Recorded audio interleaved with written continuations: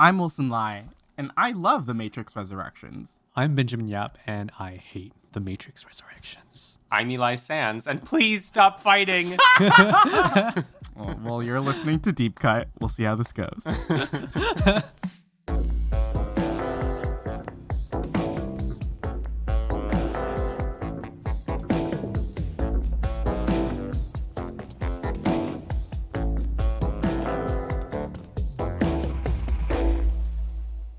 On Deep Cut, we compare a director's most popular film with a personal favorite chosen by one of us. We'll also talk about each director's life and career to bring context that helps us view their movies as they may want us to. Today. Oh no, he choked. Just having a coughing fit as we begin the episode. Someone's trying to sabotage me, and we haven't even started. The Matrix is coming out of me. Matrix. Matrix sucks. Today, for the first time, we discuss a new movie by a director we've previously covered on Deep Cut. Call it Deep Cut Upkeep. What? You're welcome for that one.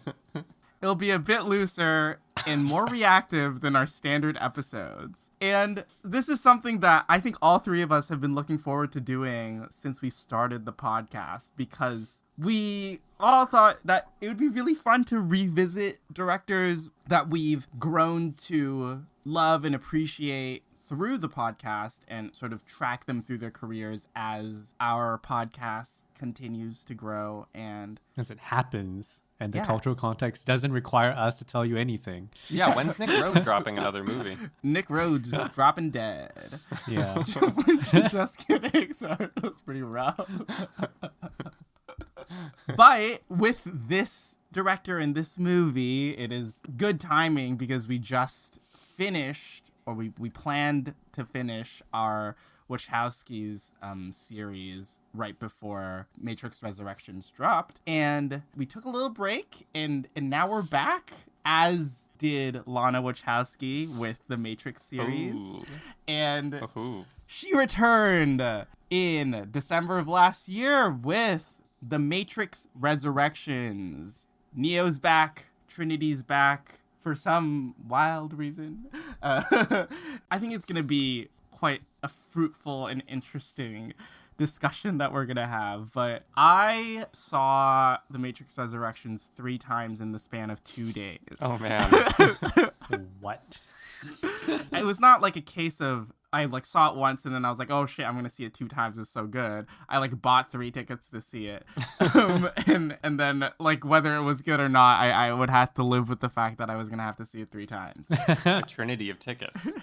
That's a huge gamble. It is a huge gamble, but for me, it was a gamble that paid off. I absolutely love this movie. I think Lana Wachowski has stared big Hollywood in the damn face and said, fuck you, I'm gonna make my fucking movie, and if no one fucking likes it, I'd be happy with that. The Matrix Resurrections is, to me, one of the most personal movies of the entire year, and the fact that it is within this major blockbuster, or supposed to be this major blockbuster, is sort of the antidote that we needed this year after a decade of oversaturation of superhero flicks and sort of you could say something as a result of the initial Matrix trilogy's legacy that blockbuster cinema has ended up in this state. I also think that it is really hilarious that this movie and Spider-Man No Way Home is sort of playing in theaters at the same time. What a fascinating contrast. Yeah. It is a really fascinating contrast because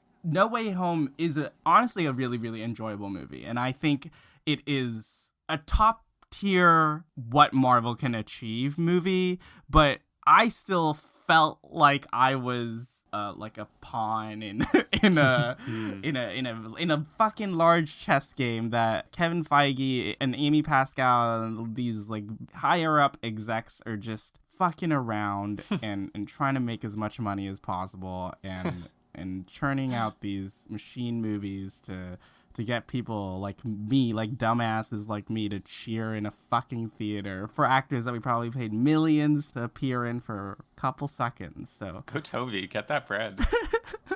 do get that bread. But a part of me felt a little saddened at the state of what cinema going has become, watching Spider-Man in the theaters, joyfully watching Spider-Man in the theaters. And I think The Matrix Resurrections felt like something super heartfelt. Lana didn't give a shit about what people were expecting of her movie, and she just really wanted to make what she wanted to make. And reading about how this was created after Lana's own grief about her parents and a best friend dying, and her working through that by bringing characters that she and her sister killed back to life, and just using that and just the power of reclaiming these characters in this world as your own in order to just make you feel better. This made me so happy for her, and I'm just really glad that this movie exists. Yeah, so you two. Go off. Oh boy. I really don't feel like I have much to say because I feel like this movie was not for me. As much as I wanted to like it, like I don't think I like it at all because like halfway through the movie, I was thinking, I guess this is the movie I'm getting and it's not going to change and I'm not interested in whatever I'm being given right now. Honestly, feel very odd reading all the positive buzz from film critics about this movie and then being so confused about what Wilson and these people are seeing because Yeah, single me out. as far as I know, I watched what I thought was not a good movie. I just am struggling to understand the arguments for this movie, which I'm glad we're going to get into that because I found so much of this movie to be lacking. As much as I try to kind of bend my brain to understand it from okay, Lana's trying to make something that is not what you think a Matrix movie is supposed to be, which I'm like, okay, sure. Maybe I was expecting a good action movie and I didn't get it. But then what did I get? And then the thing is, I don't think what I got necessarily fulfills just being a good movie, not let alone good action movie. Because I just feel like the story I'm being told doesn't really make sense and is not especially interesting to me. I really struggle with whether this movie needed to exist for me, at least. Clearly, like for Wilson, it has a reason for existing, but at least for me, it doesn't make sense for me to watch this. And if this movie didn't come out, it really would have made no difference to my relationship to The Matrix, honestly. Like, even after seeing it, I just kind of forgotten about it and like kind of left it in the back of my mind. I watched it with a friend who's not a movie person at all. He just watches, the big tentpole blockbusters, superheroes, that kind of stuff. He said something along the lines of, this movie just shat on The Matrix. I don't understand. And he really disliked it because it was just not a good action movie. Yeah, and he as what we would call a layperson who was watching a movie could tell me that, the action in this is not as good as the action from 18 years ago or 19, 20 years ago. And I have to agree with him because that's kind of the big thing here. If this was supposed to be an action movie, it's a terrible action movie. I'm sorry. Because the action, which takes part a large chunk of the running time, is exceptionally muddy and hard to parse. And in fact, I would say it is worse than the kind of sludge that Marvel was throwing at us.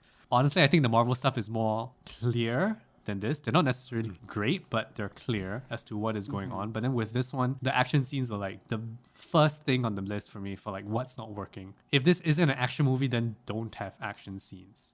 I'm trying not to repeat other people's arguments. I'm waiting for Wilson to kind of come up with them.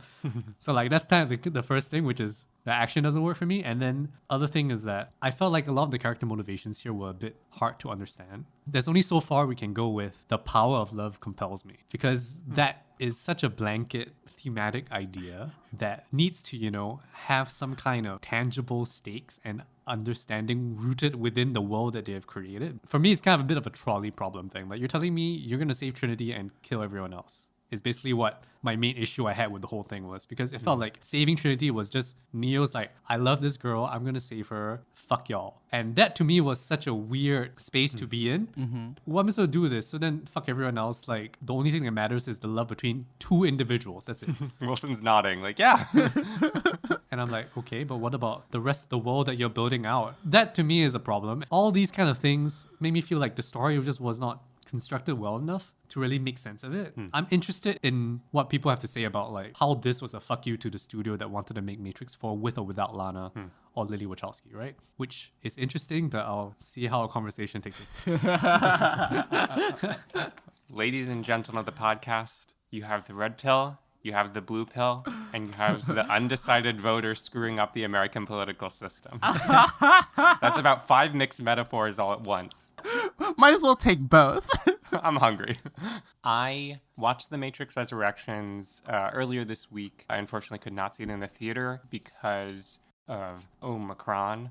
I mentioned this on Mike in our Bound episode, but we recorded our Matrix episode, and then I said, yeah, I'll see 2 and 3 before Resurrections comes out, maybe. And then I proceeded to watch both of them that week.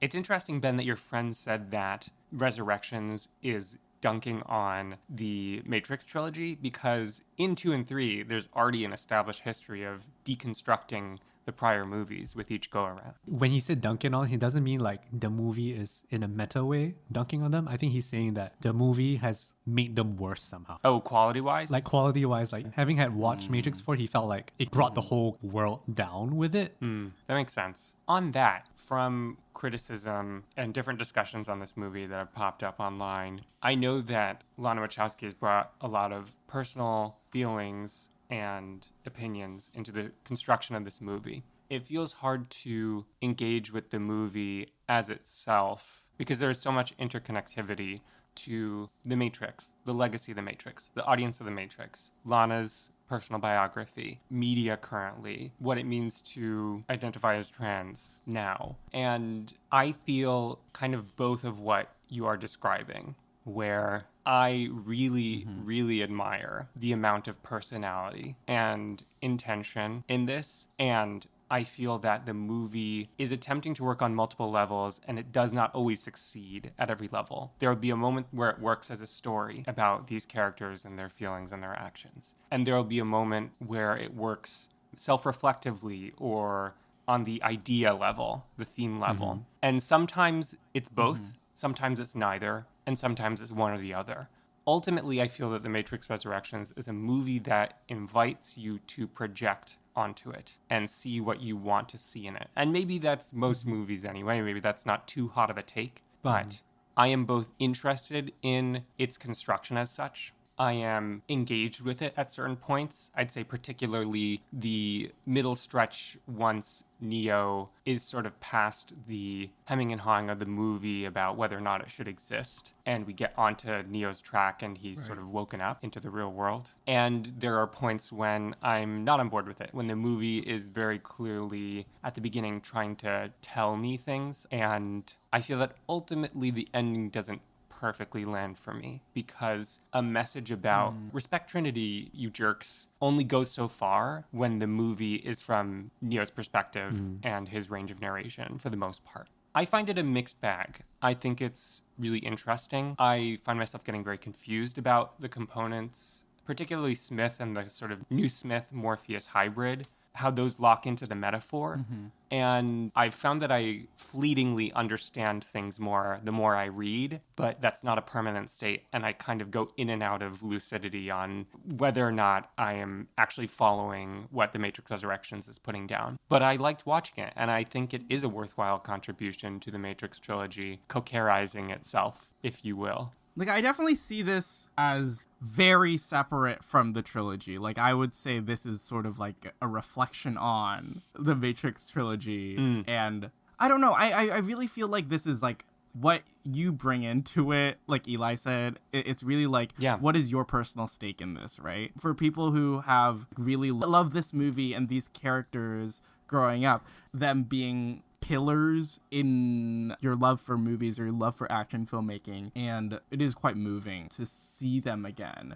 It's hard to not see the cracks in like the action filmmaking, like when you put them in direct comparison with the original movie. I think it's passable. Like, No, it's not possible. I'm sorry, it's not possible. Action filmmaking is not possible. Every fucking hit cuts. Every punch cuts to a different angle. If you watch Tony Zhou's essay about action comedy with Jackie Chan, he talks about this, where like American filmmaking loves to cut away from impact. And every single punch in this cuts away from impact. The only impact you see is from CGI scenes.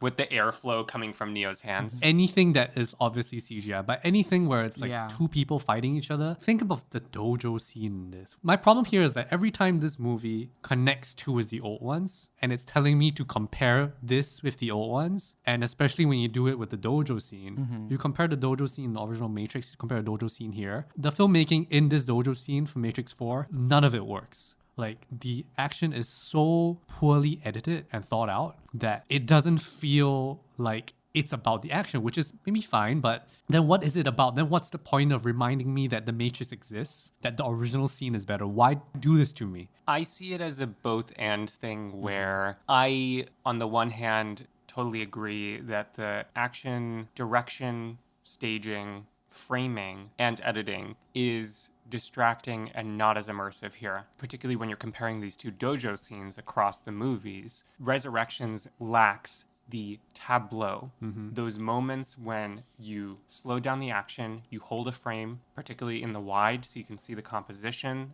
and where everyone is in the space, and you just let the audience appreciate the moment almost stagnantly for a little bit. In the original Matrix, this was the moment when Morpheus is flying in a crouched position with his arms outstretched above Neo, who's getting himself off of the ground in the bottom left hand of the frame. There's no such moment here. And in none of the action, there isn't that appreciation or inspiration of awe through the use of tableau in particular. The edit moves very quickly in all the action. I find this a little bit disappointing. On the other hand, I also know that Lana Wachowski wanted to go into this with a more improvisational style to feel things out on set. The original Matrix notoriously is very planned and storyboarded in advance because the two directors had to do that in order to earn the budget, to convince studio execs that this was worth making. Here's our vision, we see it. In Resurrections, it is both looser and part of Lana's idea that I should be able to do what I want with this story. It's mine. I want to give these characters life again. The action maybe isn't to the point.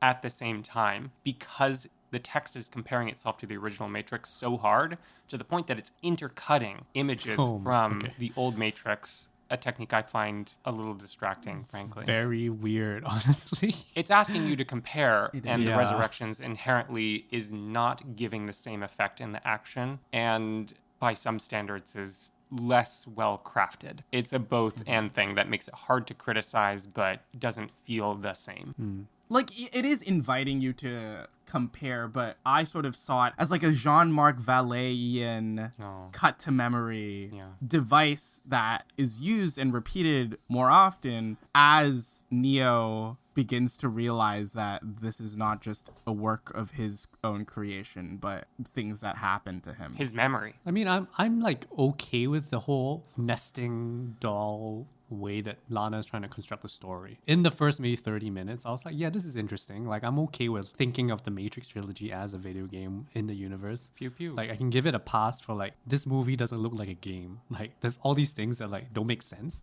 But I can give it a pass because it can kind of work within the Matrix world that they don't see the truth. And I don't know whether the cutting of the original trilogy, like the images, works because it's just, as Eli says, distracting. And it feels like the wrong way to do the memory thing. Or like maybe it didn't need this distraction. Like maybe we can just talk about it as a video game. We can like think of it as a video game without having to see the actual images. And I guess it helps because some people who are watching the Resurrections probably didn't bother rewatching. There's a bunch of people and they might need that kind of jerk in the memory to like remember things. Yeah, but I think it's one of the more like ineffective ways that it's trying to bring in the original trilogy into the mix.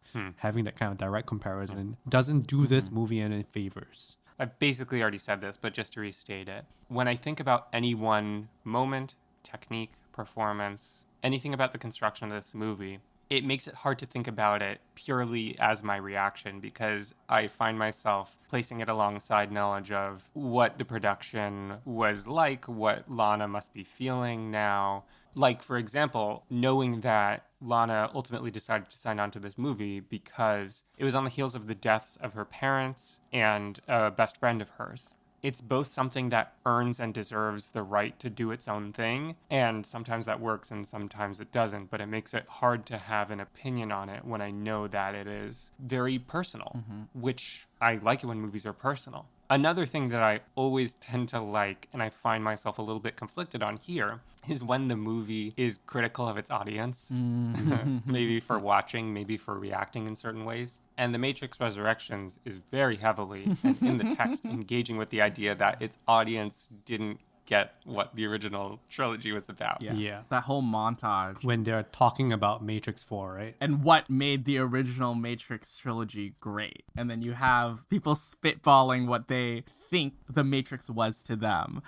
Probably very reflective of what they saw in the Matrix. Yes, it could be seen as like a little cheesy and a little too on the nose, but what is a Wachowski film if it's not on the nose? A lot of discourse is about how this is trying to claim the movie back from red pillars, right? People who like The Matrix because like it's about, like seeing the world for the first time. And then in a sense, this scene is critical of people who love The Matrix for bullet time action, explosions and all that. But I find that it's a very weird stance to take because these people made you. And these are the best parts of your films. Yeah, and this is her purging that. And so she's saying that I don't care about the action in The Matrix, which she pioneered and then she did well. Like, what the fuck's the point of that? Why do that to yourself? So you're saying, oh, I don't care about the action. So then you're telling me, okay, fine. I'm now going to credit all the action to Ren Wu-ping instead of you because you're telling me you don't care about the action in The Matrix or Revolutions or Reloaded. You only care about love. And I think that's very disrespectful to her own material. It doesn't make sense. Like, what the fuck's the point? I wouldn't say it's that she's throwing away the action. Like, I don't think that that's what she's trying to do there, right? Then what is she trying to do? Like, when she says The Matrix isn't about bullet time, isn't about action, then, like, these are things you pioneered. I don't think it's like clear, like, oh, these characters are saying, like, The Matrix means this, They and then kinda are. I am saying that it's not. It's, this is what you're taking it as, but this is a movie that I made. And she is trying to tell us what it means to her, right? But she doesn't need to do that to tell people what it means to her. You know what I mean? Like, I'm okay if it's about love. Like, I'm okay if that's the most important part about The Matrix. But then it's hard to feel like she's slapping her own movies on the face. I feel it's less about slapping the movies than what you said, Ben. It's about an audience that internalized the high points of the Matrix as its power fantasy of your physical strength and ability to rise up is your power, rather than your vulnerability and your ability to love is your power. I think that's been a core part of the Wachowskis' filmography all the way back to Bound, right? We talked about this, how Corky and Violet are automatically in love, deep, deep love, right off the bat. We had a whole discussion about, is that not a convenience of sorts? But it's something that the Wachowskis just believe in as a power that we have as people inherently. So when people took The Matrix as about, no, your power is your ability to see past societal BS, man, and take the red pill. Right. Lana wants to use this text to say, no, it's about your love. And furthermore, it's a radically kind thing to Neo and Trinity to say, I'm giving you another shot. This movie is about your love. You're going to get the thing that you want, your ability to love in peace now. Okay, you think about it like this, right? You make a feature film that, as two women that are still have not publicly transitioned yet, and you make a feature film that is quietly about your own transness, and you release it, and it becomes the biggest action blockbuster in the whole fucking world. And you make a trilogy, and you are still making it having not publicly transitioned yet. And this is a movie that is yours, but it also belongs to a lot of action fanboys. While it is the thing that made them, right? This could be seen to them as a very traumatic thing, right? If they make something to say something and people don't take it how they say it, Lana realizing through the years that you really gotta say it out loud and fuck like subtext and shit. Like, you just really need to say it with your fucking heart. Through both of them transitioning, and then also transitioning their own filmmaking style into something that is more free and more direct, and just you say what you want to say and really like cut to the chase of everything. Having the chance to be like, I will revisit these characters, and this time I'm not going to beat around the bush. I'm just going to make the points that I want to make and get out. It's just so hard for me to not see that pain and freedom, like, and just release that Lana has in this film. The new characters that she chooses, like, on the team, not talking about like new Smith, but new Morpheus, like Lexi, Bugsy, like Bugs is great. the whole team really like gave me so much joy. Like I was like literally like, tearing up in the cinema seeing them. I'm with you for everything about the intention of this film. And that's kind of like touching what Eli's talking about, where like, it's hard to talk about this film without talking about the things that relate to the making of this film and to the intention of this film. Yes. But at the end of the day, I need to take this film on its own terms. yes. I need to take what is the sound and image in front of me in the theater. Because for most viewers, that's all they have. For most viewers, maybe they don't even know that the Wachowskis have transitioned.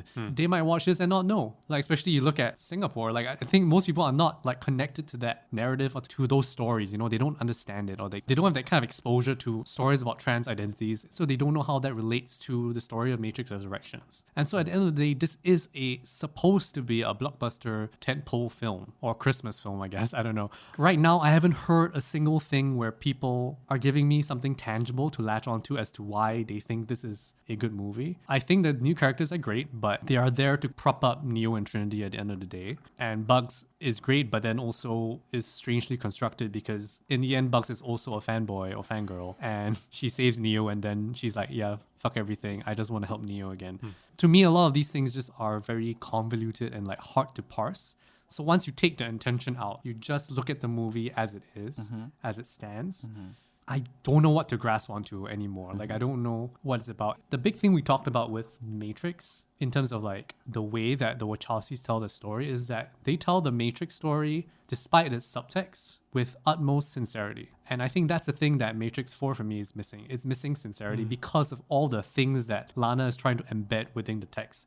She's trying to say a lot of things with like a sly wink, and she is doing a lot of things to the expense of the movie itself because she's trying to make a point, which I think is fine, but then that lack of sincerity hurts it, I think, because then you're saying, Wilson, that it's about trying to say things directly, but then there's so many things it's telling us indirectly. Maybe this film should have been exceptionally clear with what it was doing. Right now, it's like doing this subversive thing that is confusing, and it's hard to figure out the stance of the movie just by watching it. But like, if it wanted to make the fanboys the enemy, just make them the enemy. Right now, they're just like this side thing. The movie is absolutely frustrating the viewer's ability to engage with it solely on its own level. Whereas The Matrix has firm boundaries like a polygon, the edges of The Matrix Resurrections here are very blurry. It's purposely bringing in other texts, other ideas, information about Lana's biography and emotions into the movie, and it is a cloudier object that's hard to, as you're saying, Ben, take as just the image and sound that's in the theater. I'm going to half agree with you on the sincerity front. When you get down to deeper into the movie and it becomes about Neo and Trinity's love for each other and the power of that and the earnestness of that, to the point that it can power the new Matrix, I feel the sincerity there. I don't think it is perfectly communicated, partially because the boundaries of this movie are so blurred and it's so meta. And case in point, whenever we're being told the reason for this movie plot-wise existing through the analyst saying it's because you guys love each other and we have to keep you apart and that power is what keeps the movie going / the new Matrix going. That's something that's not being shown to us. It's not something that Neo and Trinity are directly saying. The most loud and clear explanation of this phenomena and these emotions is through the antagonist speaking dialogue while the main characters are frozen. I get how this works on the idea level. I know what that's saying. It's the villain talking down while our heroes are frozen. That metaphor makes sense to me. It is still me being told this is sincere. Whereas The Matrix shows us in that incredible kiss that really shouldn't be plausible as to a kiss bringing Neo back to life. Right. Yes. But it works because it's electric and we're being shown this thing. There is a lot of telling in this movie. When you talk about making those fanboys the enemy, here's what I wanted to say about the movie being disdainful of its audience, right? I think the movie is making the fanboys the enemy. Just before we started recording, I had to look back at this to make sure I'd seen it right. In that opening scene of the modal that Thomas Anderson creates at the company, where Bugs is in that modal and witnessing the first scene of the original Matrix and saying, something's off here. There is a sign as she's sliding down off the top of the building that says, for those who love to eat shit. Literally. It's telling the audience what it likes to eat. But more to the point, instead of agents in this movie, there's something called the swarm. Mm-hmm. Anyone and everyone can be an enemy sent and twisted to attack the main characters. I feel that that's talking about the pervasiveness and horror of watching Lana's message about vulnerability and love be twisted into this power fantasy that we're talking about. It is literally designing the embodiment of the antagonism of this movie against Neo and Trinity into this ever-looming crowd of people. I like this as an idea. I do not like this in execution. I've said in the original episode on The Matrix that I don't like those sequences when civilians are being killed by the main characters. I find the train fight very uncomfortable because it is killing civilians, of course, blah, blah, blah. And I also especially find that motorcycle finale when random civilians are jumping out of buildings to make bombs of themselves and try to splat down onto Neo and Trinity as they're escaping. This is something that, again, works on the idea level. I see what it's doing about making the crowd the threat. Yeah. Anyone can be this incel red pillar, but it's really violent and uncomfortable to watch. I don't think it lands in the text. If I can speak plainly, essentially it's saying that the swarm can make any person in the Matrix into essentially a suicide bomber. Yeah. Like literally speaking. Literally. I found that really quite uncomfortable because of the way that they framed the very first instance of that. Really weird. Which is a woman watching her partner running out of the window, which is honestly very tasteless. Yeah, I agree. If you had played it as like people are coming out of the windows, then there's like a distance to them. But then they made a new character for that scene to show you the trauma of it, which I guess helps to make it traumatic, but then becomes somewhat tasteless. Yeah, like I really struggled with that choice because when it first happened, I was like, who the fuck is this person? Why the fuck did her partner just jump out the window? What the fuck's going on? It was so dark. And then after a while, oh, here's 1,000 bodies flying out of the sky. Now they don't have names, they don't have characters, they're just bodies, you know? And that was something I struggled with as well, yeah. I watched Matrix Resurrections with my parents and girlfriend. I can tell you that when we got to that moment, the mood kind of curdled. We were all like, what? That was hard to take, honestly. Like, I was like confused. It is both making an enemy of the crowd in the way that Lana Wachowski has experienced this perversion of her ideas about love into something that is ugly and hateful online. And it is, as Ben's saying, tasteless. Yeah, I would agree with you guys. Like, I mean, I don't know how I feel about me kind of tearing down this movie. I don't want to, but I need you to give me something here, Wilson, like to help me understand this. I don't think that anything I'm going to give you The red pill. is going to change your mind about this movie. I think the strongest thing that I could give you is the Neo and Trinity romance and Keanu and Carrie Ann's performances in this. Yeah. Especially the scenes where they're acting like across from each other. That is the heart of the original trilogy and also the heart of this movie. And the first two conversations before Trinity gets like thrown into the whole analyst controlling when she's gonna die or not and the stakes getting like super raised. I think those first two conversations where they meet each other as Thomas and Tiffany and she questions him about the game and the character that he wrote, which was Trinity. Oh, I don't know, man. That was like a fucking stellar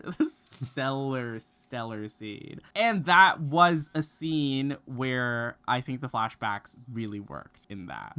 They do have pretty electric chemistry. I feel there's far too little of it in the movie. I really wanted to see more Carrie-Anne Moss because she's great on screen. The best highlight standout sequence for me is that Simulate confrontation when there's so many people. It's like this big crowd, the action's going down, and it's all centered on the major dramatic question of, are Neo and Trinity going to get to each other? I really like that sequence. It meshes everything. That's when the meta level works. That's when the engagement in the movie as itself works. I'm following the emotion. I'm following the ideas. I think that sequence is my favorite part of the movie. And when she says, "Don't call me that. I always hated that name. Don't fucking call me that name." Yeah. To her husband, Chad, who is played by Chad. Who was Keanu's stunt double Yeah. in the original Matrix. And director in yeah, John Wick. in John Wick. Yeah. Sometimes I think about the movie and I'm like, when you look at it from certain angles, the fact that this movie exists in the way it does is miraculous because this is such a weird Matrix 4 movie and I have to give it some credit for being that weird. Better weird than dull. That's true. But I think it feels like this is the furthest that Lana could do it so that Warner Brothers would release the film. Because at the end of the day, no matter how much this movie wants to poke fun at Warner Brothers owns this. Mm-hmm. So they're not going to put out anything that's going to hurt them. Honestly, if I was Lana Wachowski and I wanted to really take this, I would blow up the Matrix, like the entire concept. Because even 50 years from now, when Lana Wachowski's in the ground, I don't know, they're going to make Matrix 7, 8, 9, 10. They're going to do it. They don't give a fuck. Right? She cannot stop that. This is maybe, I mean, to its credit, a protest against that. No matter what, when fanboys in the 3000s are talking about the 50 Matrix movies, they'll look at Matrix 4 and be like, why is it so weird? They have to regard it. Like, they Correct. will have Yes. to consider it as a Matrix film. Considering that it's being made by the original people who made the Matrix. So then Yeah. I have to give it credit for that. But in the end, it has been defanged because it is still owned by a corporation. Like, I find it ironic that people are using this to fight against Marvel when this is also made by a big corporation that wants to make money. I find that comparison between this and No Way Home to be very strange because in the end, it's the same. They're all monoliths of the industry. They're all trying to make money. Everyone's trying to make money. It doesn't really help this movie trying to use that argument in its defense. It can only be this way because I think if it were to go any further, the movie wouldn't be made in this way. Lana wouldn't be allowed to make anything more critical of itself. I don't think she could push that through. Yeah, so I mean, that's kind of like my way of kind of figuring out why it is the way it is and why it doesn't work for me and like kind of justifying it for myself. But I mean, I believe it. This is definitely the last Matrix film that any Wachowski is going to make, though. Yeah. Yeah. Tune back in next week for The Matrix 5. The Matrix Redo. Sorry I'm doing this to you, Wilson. No, I feel it's like I'm hurting you okay. physically somehow. That's what I feel okay. like I'm doing. Through the Matrix, digitally attacking Wilson. I will go to bat for this movie as much as I can. Like I said earlier, I do think that this is a really like it's just like a really personal film to me, and I like don't think that in the way that or a value system in terms of like rating movies, like it is. Ratings are stupid. yeah, it is stupid. It is stupid. I just know that this is like a movie that meant a lot to me this year, and also I don't think that this is gonna like fade that much in memory. Yeah. Compared to a lot of other movies that I've seen this year.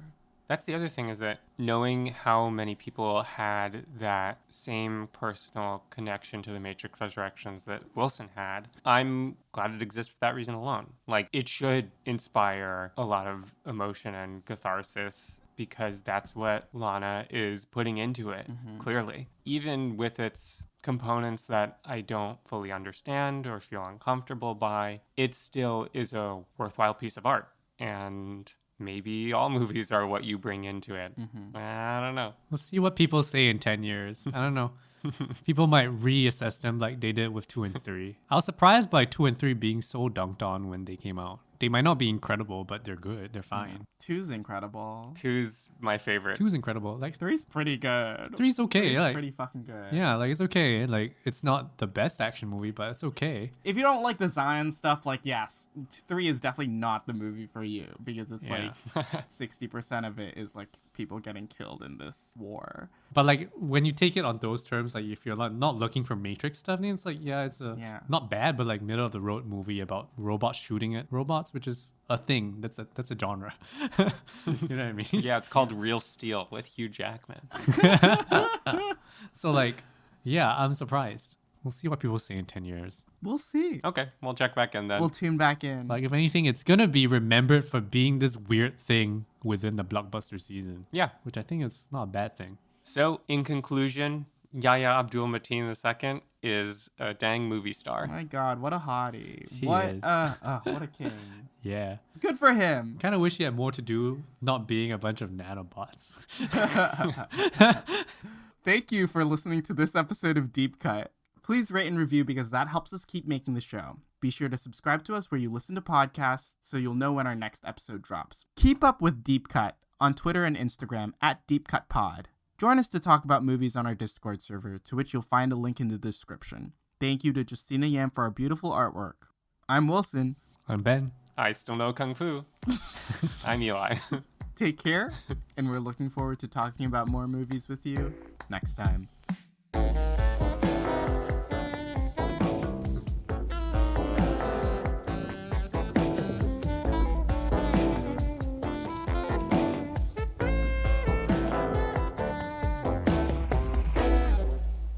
So I also have been listening to more podcasts, but increasingly just ours. Our podcast. Whenever we're finishing up a series on a director, I tend to say like, and I'm excited to see what they do next. Yeah, you do. You say that every time. Every time. I gotta break that. You can say that 2 times today, Eli. I'll just complete your sentence for you when you're about to say it. No, don't let me say it.